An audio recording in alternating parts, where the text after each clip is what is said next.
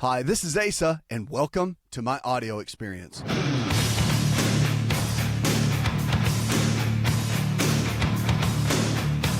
If the body can get sick, it can also get well. Lifestyle is the medicine. So the choices we make today can and will determine the kind of health we're going to have. So our choices matter. And if you really want to become the best version of you and you want to live your potential, then it's going to come down to the choices that you make every single day.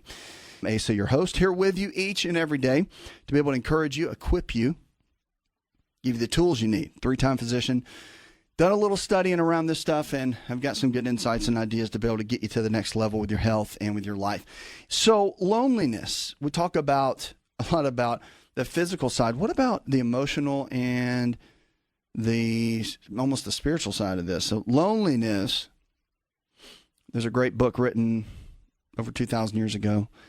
And there's a scripture in there, a verse in there that says, a section in there, whatever you want to call it, that says it's not good for a person to be alone. Okay? Loneliness and depression are linked to an increase, they say, risk of mental decline in the elderly, a new study suggests. So researchers analyzed data for more than 8,300 adults age 65 and older who were assessed every 2 years between 1998 and 2010. 17% reported loneliness at the beginning of the study, and half of those who were lonely had depression. So over the course of the study, mental decline was 20% faster among the loneliness people than among those who weren't lonely. People who were depressed at the start of the study also had faster mental decline. However, the lower mental function did not lead to worsening loneliness. According to the study scheduled for presentation recently at the Alzheimer's Association International Conference, they concluded that they said our study suggests that even one or two depressive symptoms, particularly loneliness, is associated with an increased rate of cognitive decline over 12 years. So we found that lonely people decline cognitively at a faster rate than people who report more satisfying social networks and connections. Although loneliness and depression appear closely linked, loneliness may by itself have the effects on cognitive decline, she explained. And this is most important to know for the development of treatments to enhance mental health quality of life for older adults. So the new study suggested a link between loneliness, depression, and heightened risk of mental decline, but it did not prove a cause and effect. So we know that loneliness plays a role, and really I think that loneliness plays a role in a lot of things. Mental decline, yes, is one, but I think that loneliness plays a role in so many aspects of health that declines. So the mental health declines, but I think heart attacks, and I think that strokes and cancer and a lot of these conditions, our emotional state plays an enormous role in our health. I mean, in a major, major way, not in a little way, in a major way. So if we don't have that intact and we don't have that working right and we don't have that where it needs to be, then we're going to be in trouble. And I think, and really, even when a physician comes in and does the family history, whenever they come in and do that, of course, you know, when you go to your doctor and they do the initial kind of examination and they interview you and take the history, as we call it. I mean, all that's important. And you got to fact find and gather the data and all of that. But I think that the real piece of that is gathering, and if you ask the right questions, you'll get the right answers. So I think physicians that really dig into that can pick up so much on what's really going on. I mean, because there's the physiology of the body that we know. Like if the heart's breaking down, it's not working, the number on the blood test was XYZ, and it's going to cause this, and it leads to this, and this, right? So there's always like an A, B, and C of why something's happening. But at the end of the day, I think the mental component is the driver. And many practitioners would agree with me, I believe. Providers will. Physicians, I mean, all across the board, any specialty and discipline, I think that if you're newly graduated because you're so on fire to like find that disease and figure it out and, you know, do the surgery or fix everything, right? Like a mechanic. But once you've been in the game for some time and you've seen enough people and you've seen the stories and you have watched the pain in people's eyes and you've seen the addiction to medications, and you've seen the heartbreak of people losing loved ones. And when you've seen that and walked through that enough, it's like you get halfway down the road and you start to realize, you think, there's more to this than just, does this person need a statin drug or a diabetes medication? Like, it's more than just them eating a donut and eating too much fried chicken. Like, there's a bigger story here. Again, it's all about the root cause, man. The root cause is why people get sick. The root cause is why the body breaks down. And yes, that person may be addicted to donuts and eat a dozen every day, but the question is not, do they love donuts? The real question is, what happened in their life that drove them to so much pain that they eat the donuts every day? You answer that question, and you can help that person heal. The physician or provider that doesn't ask those kind of questions, that moves on so fast that the numbers are this, this, and this, here, take this medication, I'll see you in 3 months, has missed the boat completely.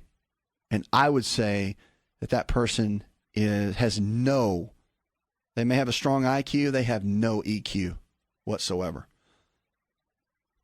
You got to get to the root cause. And I think until we do that in healthcare, until we start with that mindset, until we have the ability to dig deeper, nothing's going to change. You're going to have two camps, and that's why people, I think, going to physicians that have put more time in the game, they end up getting better results. And when you're young, getting out, I think you can crush it and super smart, like sharp as anything. But you can't. That experience, that time in there with people, I think is where you really get it. So this loneliness concept, it's a big deal. Like I'm on it for this whole segment because it's a really big deal. The mental aspect of our health is a big deal. And I think we're losing too many of our elderly because of loneliness and because of depression and because it's not a matter of just they ate the wrong foods for so long. I think it's the environment that they put themselves in.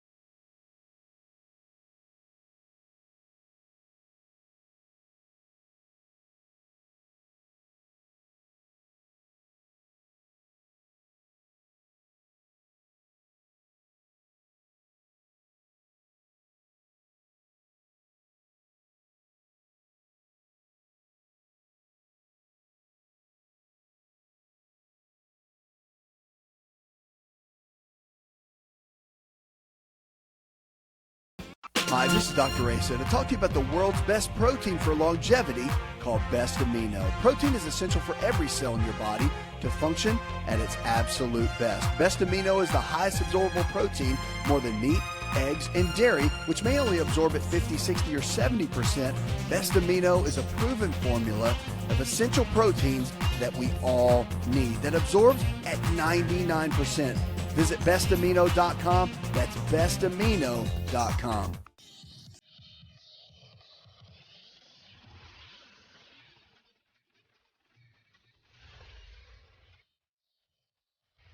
To find out more, connect with On Call Radio online at InShapeNetwork.com.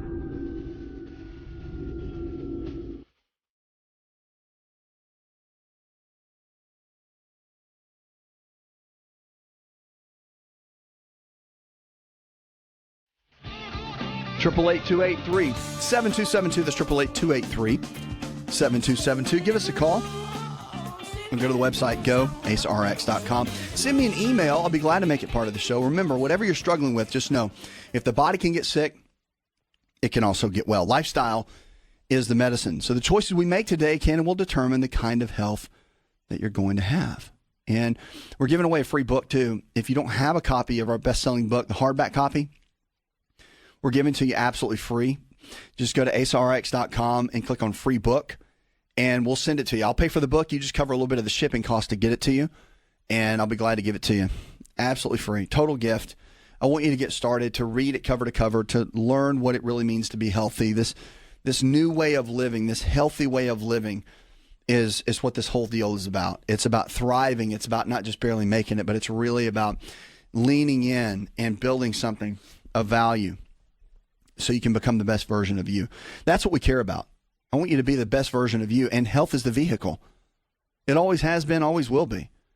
So health is a vehicle. I mean, that's why even in biblical times, if you look back in the Bible, one of the oldest books ever written, what did everybody care about? You ever think about that? You go back and read it. If you're an avid Bible reader, you're going to know what I'm talking about. If you've never read the Bible, that's fine. But let me tell you something. Everybody thinks that when the Bible, in the Gospels, when Jesus was walking around, everybody thinks that all he cared about was, like we talk about being born again, all these Christians talk about being saved and all that. I get that, and I believe in that. But that's not what they talked about all the time. The main topic in the four Gospels, Matthew, Mark, Luke, and John, is the fact that people wanted to be healed of all kinds of diseases and infirmities, and people were, like, that was the number one topic. If you read through there, that's what they came to him for. They didn't care about having their sins forgiven. They just wanted to get healthy. They just didn't want the person to die. They didn't want to have this skin disease. They didn't want to be blind, right? That's like literally time after time after time. So it's been the age-old question. Health has been the vehicle to be able to do what you need to do, to get where you need to go, to have the energy and the vitality for your family to produce at work, to really be the best version of you. And I say that, going back to the Gospels, once he touched their health, then they were ready to listen about this whole forgiveness and sin deal that he was there to talk about and be about, and, is. So he's the I am, right? So, that's a whole nother deal. I'm using that as an example, though, because health has always been the biggest thing on people's minds. That and money nowadays. I mean, money is such a big topic for people because you got to have it to survive and live. But if you don't have your health, you don't have anything. So you have all the money in the world, no health, you got nothing. Done. Lights out.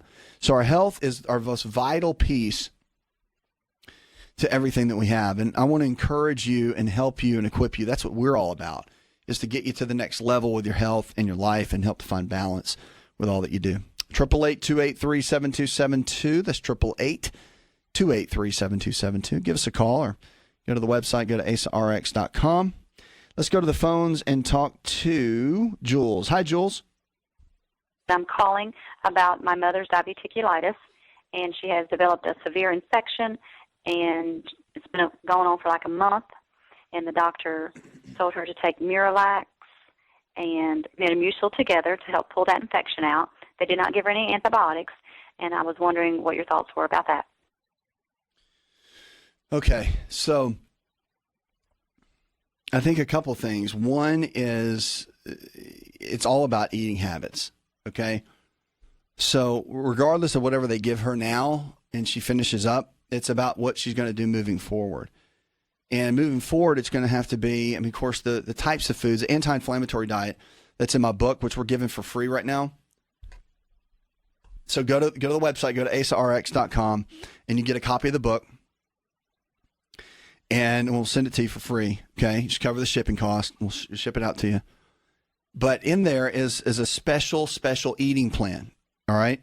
And in that eating plan, it cuts down inflammation in the body in a major way and helps your body to restore itself, to heal itself, and to do really well. So I would start there because, again, I'm sure her physicians have her on a routine, and that's great. Run that by them if you need to, but it's one of those things where it's not about take this or take that. Like this situation that she's in is not about, well, if you take glutamine, it's going to be more probiotics. I mean, yeah, those things are helpful, but it's more about the overall picture, the global picture, her eating habits, right? So making sure she does plenty of fruits and vegetables, making sure she's getting a certain amount of fiber a day and the types of fiber and plenty of water, and that her eating habits need to be different all the way around. And that's a huge piece in the equation to be able to really manage that and help that in a big way. So that's where I would start, okay, because her daily habits are going to be important. I will tell you that her omega-3 fatty acids or fatty acid profile should be looked at, okay? I would have it, whether you get one of our providers to do it or someone to do it, but you got to have you want to have certain tests reviewed nutritionally to see exactly what her numbers are, because that can play a big role too. And if the numbers are off and then she's not, things are not where they need to be, then it's going to be a challenge. You got to get those numbers figured out, because it's going to help whoever's working with her from a provider standpoint, provider perspective. It's going to make all that work better. So that's what I'd focus on. All right, 888-283-7272. Give us a call. You're listening to AsaRx. Go to AsaRx.com, and we'll be here for you each and every day. Whatever you're struggling with, we want to help. That's the key. We want to help you go to the next level with your health and with your life. We'll grab an email real quick. We've got Chris in Virginia. It says, what do I do for ED? Great question. So erectile dysfunction hits a lot of guys. I would tell you this. It's not about the herb and the new supplement that's out, right, that's going to make everything work better. It's not about just building up what we call nitric oxide, which has got studies behind it. But it's really about the mental component of it. First, you got to dig in and figure out if there's a lot of stress at home, if the relationship is not good, if there's strain in the marriage or relationship of any kind, then you got to address that first, because nothing will make things not work faster than that. We'll be right back.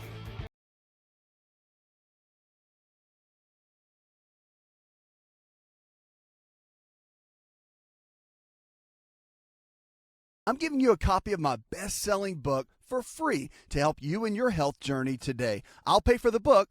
All you do is just cover the small shipping and handling costs.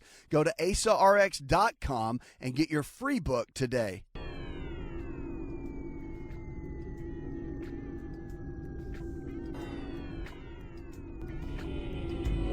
To find out more, visit the show online, InShapeNetwork.com.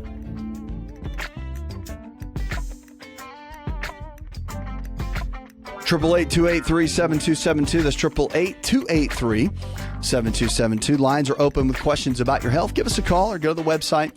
Go to AsaRx.com. So if you're constipated, which, let me tell you something, that is not fun if you've ever been constipated. You ever been constipated? So we talk about poop here on the show, okay? I'm a physician, right? So I can talk about poop. It's cool. And you want me to, because if your poop is not good, if you're not pooping the way you need to, life is not good, right? Try not pooping for 3 days. Tell me how good your life is. Let's talk about it. You want to talk about it? Yeah, you'll want to talk about it. So pooping is a good thing. Constipation, not a good thing. Diarrhea, not a good thing. So what do? Well, number one thing you want to think about when constipation hits, and elimination, remember, you're only as healthy as the food you can digest, absorb, assimilate, and eliminate. So if that elimination key is not there, not going to be a good time. Not going to be a good time. So you want to fill up on fiber-rich foods. Now, with constipation, fruit is really good, but you don't want to do a ton of fruit. I'm with fruit, I like 1 to 2 pieces a day on average.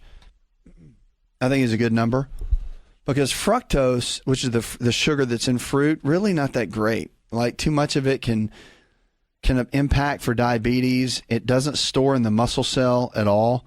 So the tendency for that type of sugar to go to fat is really strong.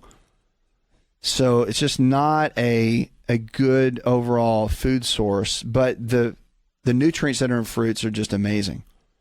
So 1, 2 pieces a day usually is good. The rest need to come from vegetables. Man, you need to hammer vegetables. That's the key. They may not taste as good if you have a sweet tooth, but that's where you get all the bang for your buck.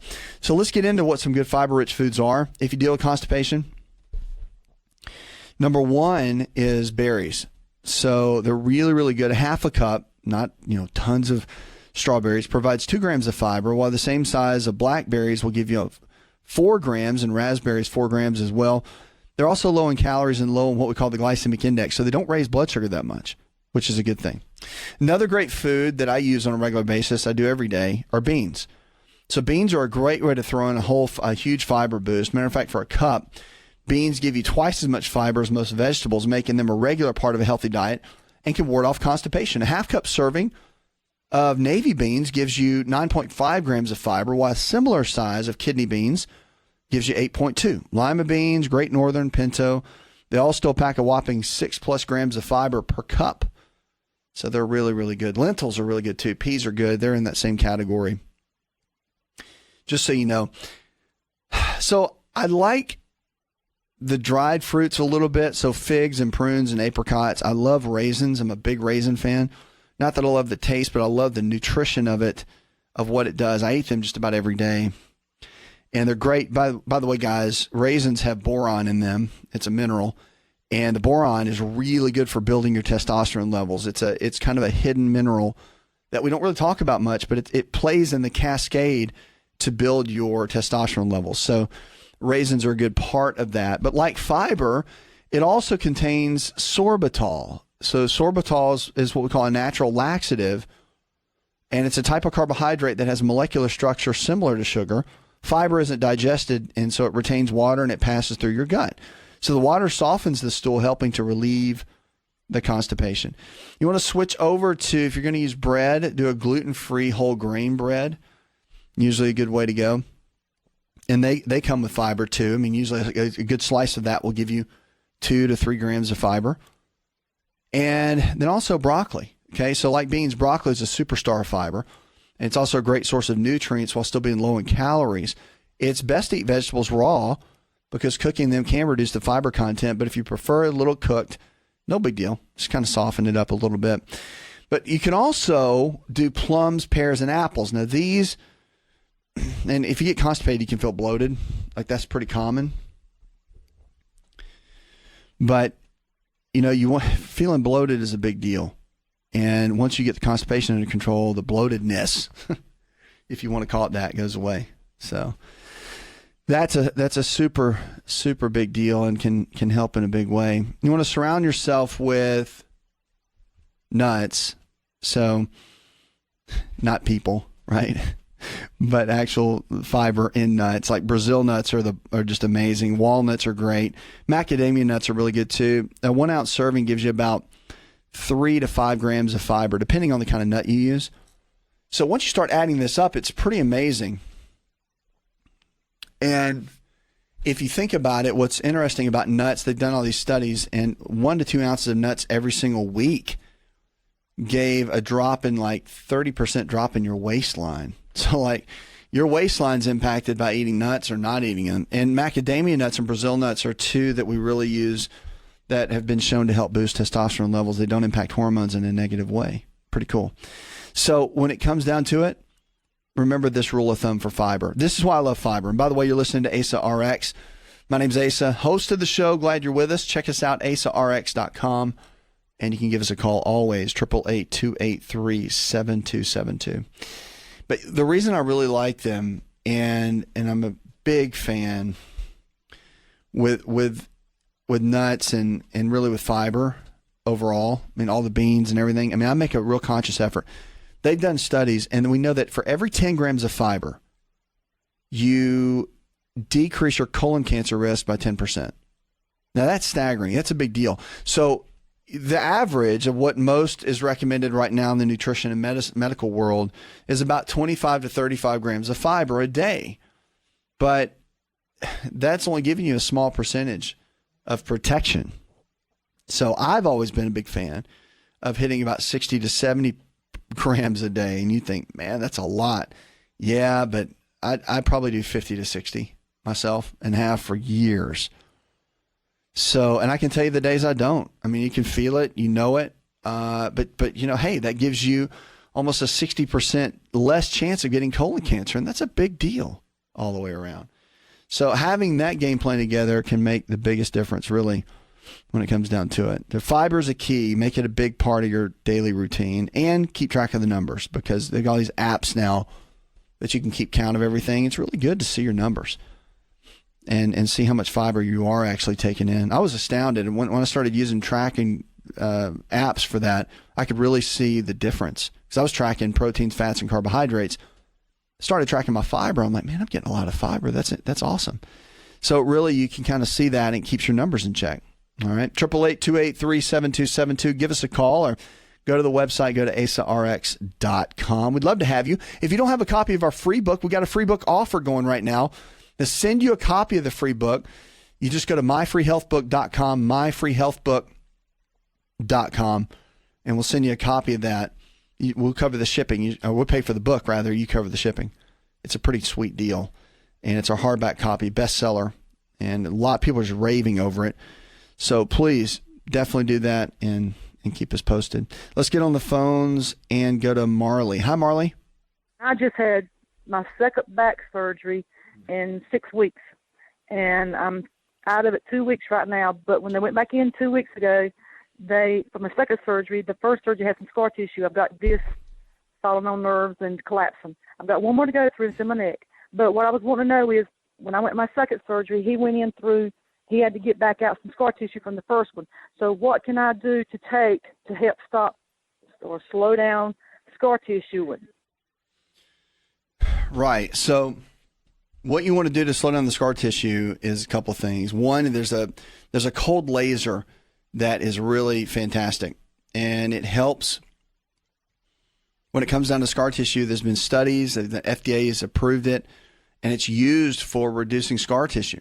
Certain, frequencies on there can help do that. So I would look at a cold laser. A lot of practitioners have them now.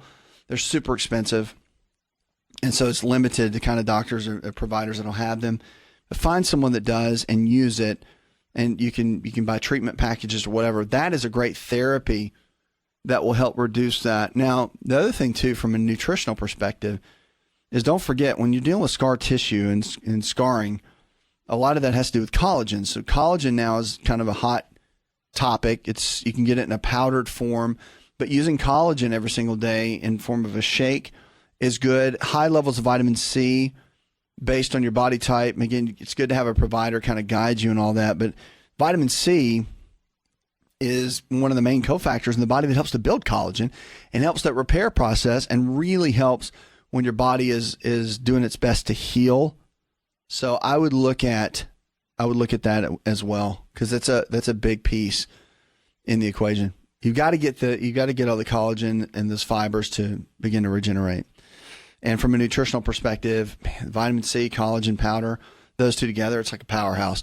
And you're getting the omega-3s too, the fatty acids, you can get testing done to figure that out. That can help too, because one thing you've got to think about when you're dealing with this is with scarring, it's the scar tissue lays down fairly quickly. It's about breaking that scar tissue up, though, and getting that tissue back to normal. And the good news is that the area where the scar was laid is going to be super strong, but it can also weaken the other areas if it's not handled and taken care of in the right way. So I would definitely do that and get it looked at, because the vitamin C, high levels, and you can do IV vitamin C. They're doing that now in a lot of offices. But I like the powdered buffered form that have mineral ascorbates in it. That's what we use. And the body absorbs it, handles it really well.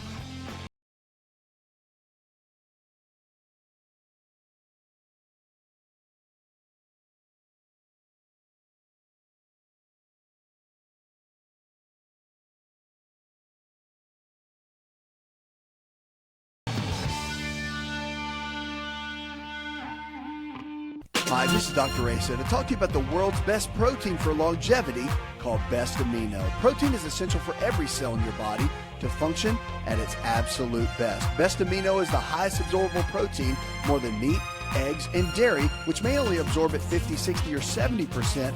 Best Amino is a proven formula of essential proteins that we all need that absorbs at 99%. Visit bestamino.com. That's bestamino.com.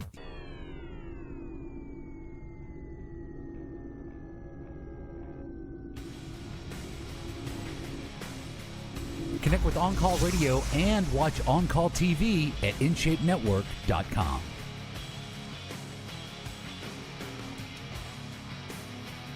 Triple 888-283-7272. Welcome back to the show. So glad you're with us.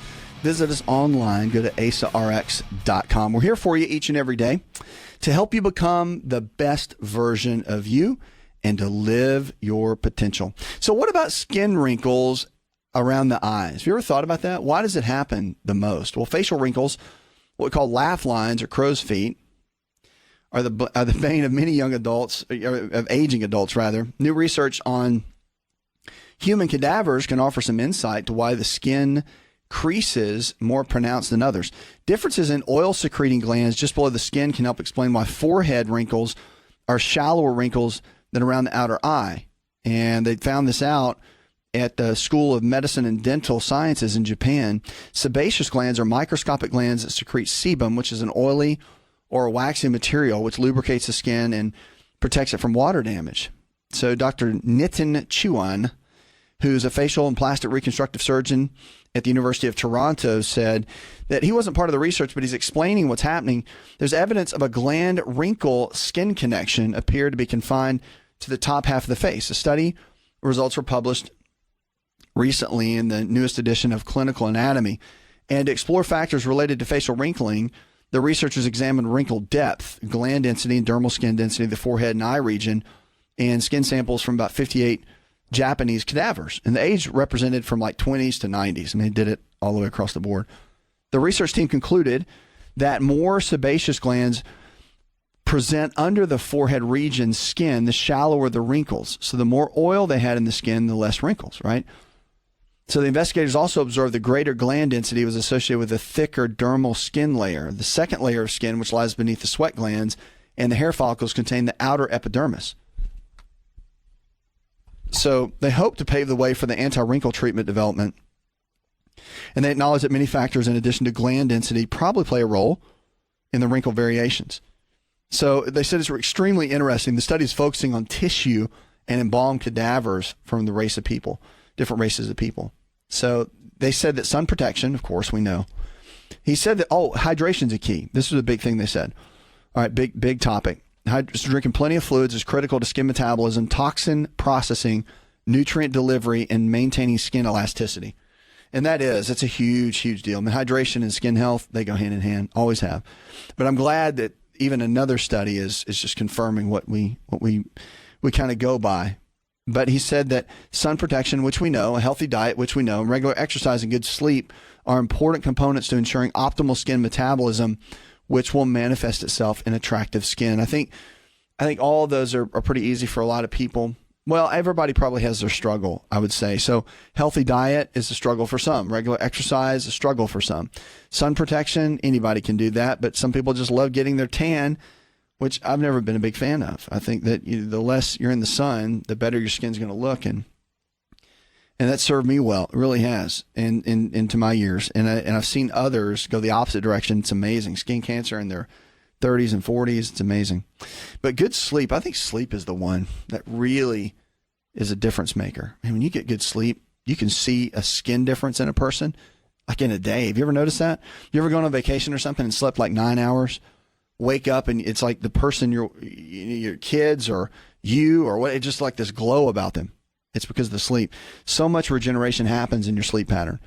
It's a big deal, and it can make a big difference. 888-283-7272. Visit us online, AsaRx.com. Hey, if you haven't picked up a copy of our book, it's free. What are you waiting on? It's absolutely free. Go to myfreehealthbook.com, myfreehealthbook.com. I'll send you a copy of our best-selling hard copy book. All you got to do is cover the shipping. It's like nothing. All right, let's get on the phones and go to Austin. Hi, Austin. I drink too much beer, and I would just like to know some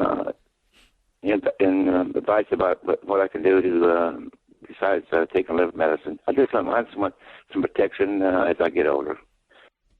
All right, so at least you know it. The cool thing about this conversation right here is that you're like, I drink too much beer. It's like, it's great. I mean, the cool thing is that. You can't do that forever, right? I mean, what we do in our 20s, in our teens and 20s, if you drank beer in college and those kind of years, I mean, some people keep that pace up. Like I've got buddies that still keep that pace up, like fraternity, like we're all still in the fraternity. I'm like, bro, those days are like, you got to know your season. And they're still doing that whole thing. So yeah, it's good that you're recognizing that. Your lifestyle is everything. You want high quality of life, you got to have high quality habits, period. It's just no doubt about it. You have to make good choices. You have to make good decisions. And It really comes down to that. It comes down to that. So I would start with this, right? If you drink beer all the time, you want to get something that you can replace it with. So you got to find something that's not alcoholic that you can replace it with. It's not a bunch of sugar and junk food either, because you'll get, gain a bunch of weight and your body will go in the direction you don't want it to. So it's always good to find something similar that maybe has, like kombucha tea is something that you might want to look into. It's got a hair bit of alcohol in it because of the fermentation process. It's got carbonation to it, like a beer, and it'll give you a similar sensation, but it's really good for the gut. It's extremely healthy. It rebuilds and supports the body in so many different ways. And is it going to give you the same kick and all that? No, but is it going to be, again, I like replacement therapy. I think it works, and I think it works very well. But it's also getting focused on two things: your lifestyle with your exercise and your eating habits, right?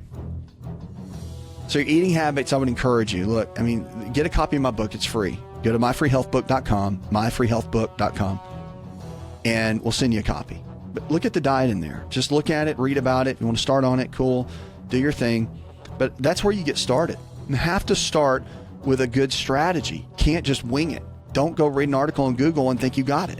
Don't do blind nutrition. Blind nutrition will leave you blind. You have to be guided. Provider-guided nutrition is the key, and it really is the game plan. Puts another hour in the charts. I want to thank our producers, Mr. Fig, also Derek Allen, and our chief engineer, John Garrison. I want to thank all of our team that do everything to put this together. Go tell one person something you learned on the show. Together, we can transform the health of our friends, our families, and our communities. You're listening to the show that helps you live your potential. This is AsaRx. Did you know you could listen to the AsaRx audio experience on Spotify and Pandora? For all the ways to watch and listen, check out our show page at asarx.com/experience. Hi, it's Asa. I'm giving you a copy of my best-selling book for free to help you in your health journey today. I'll pay for the book. All you do is just cover the small shipping and handling costs. Go to asarx.com and get your free book today. This episode is over, but check episode notes for links to products and services you've heard about on this episode. Thanks for listening and subscribing. Please share the AsaRx audio experience with others and stay in touch by giving us your comment or review.